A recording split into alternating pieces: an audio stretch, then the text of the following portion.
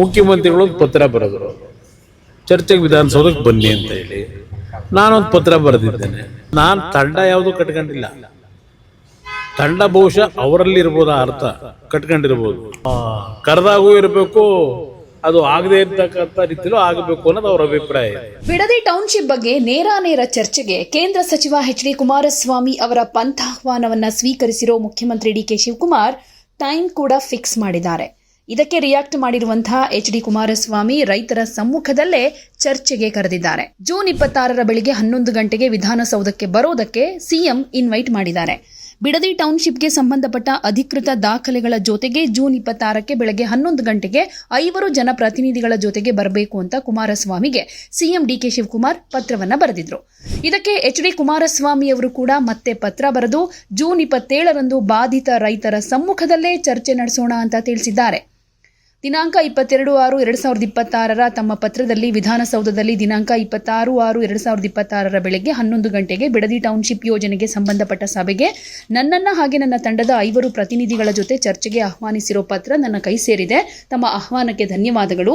ಬಿಡದಿ ಸಮಗ್ರ ಉಪನಗರ ಯೋಜನೆ ಅನುಷ್ಠಾನದಿಂದ ರಾಮನಗರ ತಾಲೂಕಿನ ಬಿಡದಿ ಹೋಬಳಿಯ 8 ಗ್ರಾಮಗಳು ಮತ್ತು ಹಾರೋಹಳ್ಳಿ ತಾಲೂಕಿನ 1 ಗ್ರಾಮದ ರೈತರು, ಗ್ರಾಮಸ್ಥರು ಮತ್ತು ಪಾಲುದಾರರು ಅನೇಕ ಸಮಸ್ಯೆ ಹಾಗೆ ಸಂಕಷ್ಟಗಳನ್ನು ಎದುರಿಸ್ತಾ ಇದ್ದಾರೆ.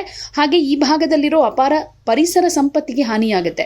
ಈ ಹಿನ್ನೆಲೆಯಲ್ಲಿ ತಾವು ಪ್ರಸ್ತಾಪ ಮಾಡಿರೋ ಸಭೆಯನ್ನ ರಾಮನಗರ ಜಿಲ್ಲೆಯ ಬಿಡದಿ ಅಥವಾ ಬಾಧಿತ ಪ್ರದೇಶವಾದ ಬೈರಮಂಗಲದ ಯಾವುದಾದ್ರೂ ಸೂಕ್ತ ಸಾರ್ವಜನಿಕ ಸ್ಥಳದಲ್ಲಿ ಸಭೆ ಕರೆಯೋದು ಸಮಂಜಸ ಅನಿಸುತ್ತೆ.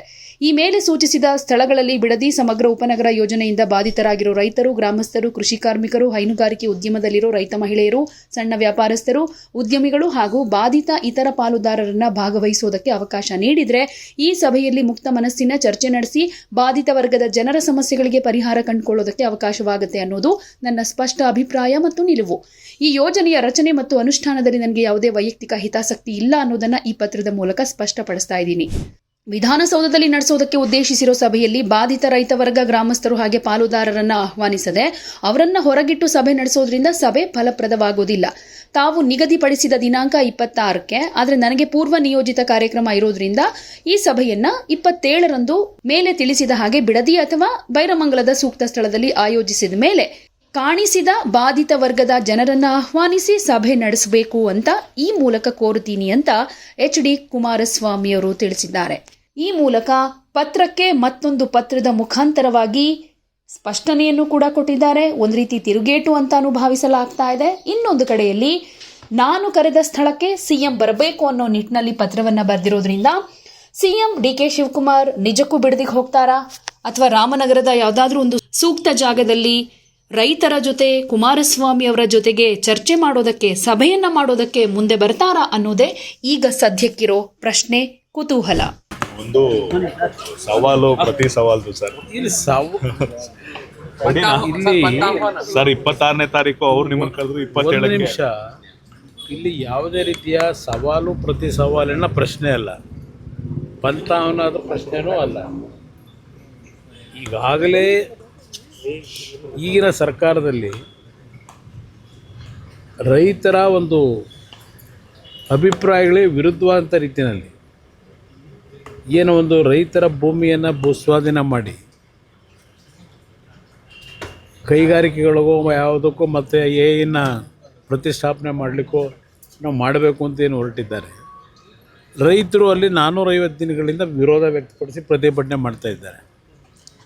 ಸರ್ಕಾರ ಹೇಳುತ್ತೆ 80% ಜನ ಒಪ್ಪಿದ್ದಾರೆ ಅಂತೇಳಿ, ರೈತರು ಹೇಳ್ತಾರೆ 70-80% ನಾವು ಒಪ್ಪಿಲ್ಲ ಅಂತಾರೆ. ಹಲವಾರು ರೀತಿಯ ಗೊಂದಲಗಳಿಂದ ಸೃಷ್ಟಿ ಇದೆ. ಈ ಹಿನ್ನೆಲೆಯಲ್ಲಿ ಒಂದು ಕಡೆ ಮುಖ್ಯಮಂತ್ರಿಗಳು ನನ್ನ ವಿರುದ್ಧವೇ ನಾನೇ ಇದಕ್ಕೆ ತೀರ್ಮಾನಗಳು ಮಾಡಿದ್ದು ಅಂತ ಏನು ಹೇಳ್ತಾರೆ. ಇವೆಲ್ಲ ನಿನ್ನೆ ದಿನ ಮಾಧ್ಯಮಗಳ ಮುಂದೆ ಏನೇನಾಗಿದೆ ಅಂತಕ್ಕಂಥ ವಿವರಣೆ ಕೊಟ್ಟಿದ್ದೇನೆ. ಮುಖ್ಯಮಂತ್ರಿಗಳು ಒಂದು ಪತ್ರ ಬರೆದರು, ಚರ್ಚೆಗೆ ವಿಧಾನಸೌಧಕ್ಕೆ ಬನ್ನಿ ಅಂತ ಹೇಳಿ. ನಾನೊಂದು ಪತ್ರ ಬರೆದಿದ್ದೇನೆ. ಇಲ್ಲಿ ವಿಧಾನಸೌಧದಲ್ಲಿ ನಾವೊಂದು 3-4 ಜನ ಕೂತು ಮಾತಾಡೋದ್ರಲ್ಲಿ ಅರ್ಥ ಇಲ್ಲ. ಅದೇನೋ ಗೊತ್ತಿಲ್ಲ, ಅವರು ಅದೇನೋ ಒಂದು ಪದ ಬಳಸಿದ್ದಾರಲ್ಲಿ. ನಿಮ್ಮ ತಂಡದ 5 ಜನರ ತಂಡವನ್ನು, ನಾನು ತಂಡ ಯಾವುದೂ ಕಟ್ಕೊಂಡಿಲ್ಲ.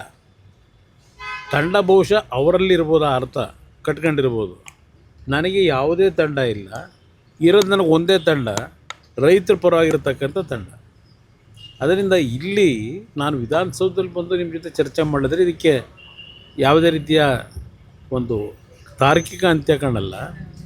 ಅಲ್ಲಿ ರೈತರ ಸಮ್ಮುಖದಲ್ಲಿ ಪಬ್ಲಿಕ್ಕು ಅವಶ್ಯಕತೆ ಇಲ್ಲ, ಯಾರು ಭೂಮಿಯನ್ನು ಕಳ್ಕೊತಾ ಇದ್ದಾರೆ ಅದರ ಒಂದು ಈ ಯೋಜನೆಯ ಹಿನ್ನೆಲೆಯಲ್ಲಿ ಸಮಸ್ಯೆಗೆ ಒಳಗಾಗಿದ್ದಾರೆ, ಅವ್ರ ಜೊತೆಯಲ್ಲಿ ನೇರ ಚರ್ಚೆ ಮಾಡಿದ್ರೆ ಮುಗಿದೋಯ್ತು.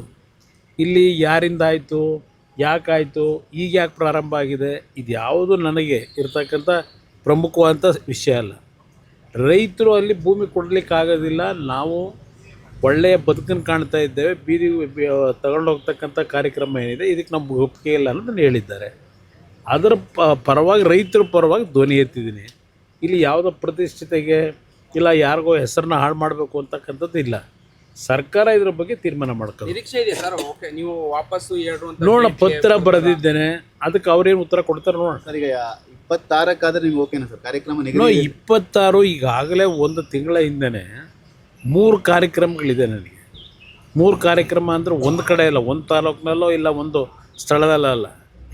ಅದು ನನಗೆ ಕುಣಿಗಲ್ಲು, ಶ್ರೀರಂಗಪಟ್ಟಣ, KR ನಗರ, ಹೀಗೆ ಹಲವಾರು ಭಾಗದಲ್ಲಿ ನಿಗದಿತ ಕಾರ್ಯಕ್ರಮಗಳಿದ್ದಾವೆ. ಅವತ್ತು ಬೆಳಗ್ಗೆಯಿಂದ ಸಾಯಂಕಾಲದವರೆಗೂ ಸಂಪೂರ್ಣವಾಗಿ ಕಾರ್ಯಕ್ರಮಗಳಲ್ಲಿರ್ತೀನಿ. ಅದರಿಂದ 27ನೇ ತಾರೀಕು ಬೆಳಗ್ಗೆ ಎನಿ ಟೈಮ್ ಕರೀರಿ ಅಂತಕ್ಕಂಥ ಒಂದು ಪತ್ರದಲ್ಲಿ ಮನವಿ ಮಾಡಿದ್ದೇನೆ.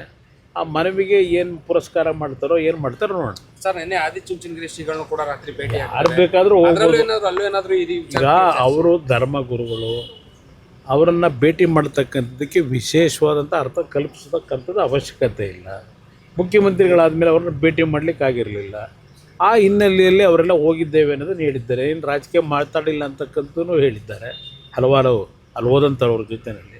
ಅದಕ್ಕೆ ಹೆಚ್ಚಿನ ಪ್ರಾಶಸ್ತ್ಯ ಕೊಡಬೇಕಾಗಿಲ್ಲ. ಸಮಯ ಕೊಡದೆ ಹೋದ್ರೆ ನೀವೇನಾದರೂ ಬೈರಮಂಗಲಕ್ಕೆ ಹೋಗ್ತೀರಾ? ರೈತರ ಇಲ್ಲ, ನಾನೀಗಾಗಲೇ ಹಲವಾರು ಬಾರಿ ಹೋಗಿದ್ದೀನಿ, ಬೈರಮಂಗಲಕ್ಕೆ ಹಲವಾರು ಬಾರಿ ಹೋಗಿದ್ದೀನಿ.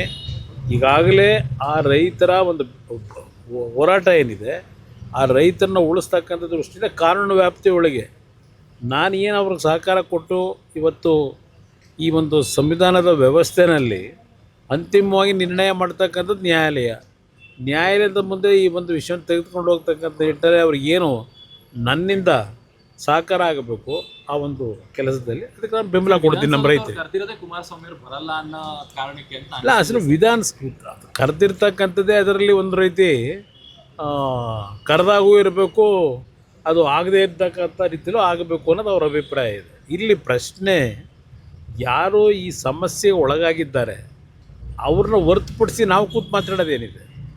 ಈಗ ನನ್ನ ನಡುವೆ ಅವರ ನಡುವೆ ಏನು ಯಾವುದೇ ರೀತಿಯ ಇಲ್ಲಿ ಪ್ರತಿಷ್ಠೆ ಏನಿಲ್ಲ. ನನಗೆ ಇಲ್ಲಿರ್ತಕ್ಕಂಥದ್ದು ರೈತರ ಸಮಸ್ಯೆ ಪರಿಹಾರ, ಅದಕ್ಕೆ ಸರ್ಕಾರ ಸಮ್ಮತ ವ್ಯಕ್ತಪಡಿಸಿದ್ರೆ ಮುಗಿದೋಯ್ತು, ಅದನ್ನು 10 ನಿಮಿಷದ ಕೆಲಸ. ಈಗ ಅಲ್ಲೇ ಮಾಡಬೇಕಾ? ಇಲ್ಲಿ ಯಾವ್ಯಾವ ಥರ ನಡೀತಾ ಇದೆ. ಅವತ್ತು ನಮ್ಮ ಸರ್ಕಾರ ನಡಿಬೇಕಾದ್ರೆ ಏನೇನು ವಾಗ್ದಾಳಿ ಮಾಡಿದರು ಎಲ್ಲ ನಾಯಕರುಗಳು, ಇವತ್ತು ಎಲ್ಲೆಲ್ಲಿ ಏನೇನು ಮಾಡೋಕ್ಕೆ ಹೊರಟಿದ್ದಾರೆ, ಯಾವ ಥರ ನಡೀತಿದೆ, ಹಲವಾರು ದಾಖಲೆಗಳಿದೆ. ಇವತ್ತು ಇವರು ಸರ್ಕಾರ ನಡೆಸ್ತಾ ಇರೋದು ನಾಡಿನ ಅಭಿವೃದ್ಧಿಗಲ್ಲ, ಅವರವರ ಅಭಿವೃದ್ಧಿಗೆ ಮಾಡ್ಕೊಂಡು ಹೊರಟಿದ್ದಾರೆ. ಚರ್ಚೆ ಮಾಡ್ಲಿಕ್ಕೆ ಬೇಕಾದಷ್ಟು ವಿಷಯ ಇದೆ. Sir, you've been invited by DK Shivkumar, the sitting chief minister, to discuss over the on that day. Already several engagements actually I have committed. But on that basis only I requested, I have written a letter to the chief minister. Next day on 27th, anytime if time is available, he can accept that. I have accepted his invitation. I also requested for defer that time to 27. He's also requested you to bring a team of 5 members along with No, you. it is not necessary. This is the question of farmers who are losing their land. From last 450 days they are protesting in Bairamangala. This is the issue of farming community, not individual or any 5 members from my team. Sir, what if the dates doesn't coincide, sir? Will you give another date or No, will you invite anytime I am ready. Other than 26th, anytime you can call. Done, sir. No, I don't want to go to Vidhan Soda in front of the persons who have losing their lands. There we have to discuss. Done, sir. ಯಾವುದೇ ಸುದ್ದಿಯ update ಅನ್ನ miss ಮಾಡ್ಕೊಳ್ಬಾರ್ದು ಅಂದ್ರೆ ಈಗ್ಲೇ one ಇಂಡಿಯಾವನ್ನ subscribe ಮಾಡಿ. ನಿಮಗೆ ಬೇಕಾದ ಭಾಷೆಯಲ್ಲಿ ಎಲ್ಲಾ ಸುದ್ದಿ ತಿಳಿಬೇಕು ಅಂದ್ರೆ ಒನ್ ಇಂಡಿಯಾ ಆಪ್ ಅನ್ನ ಡೌನ್ಲೋಡ್ ಮಾಡ್ಕೊಳ್ಳಿ.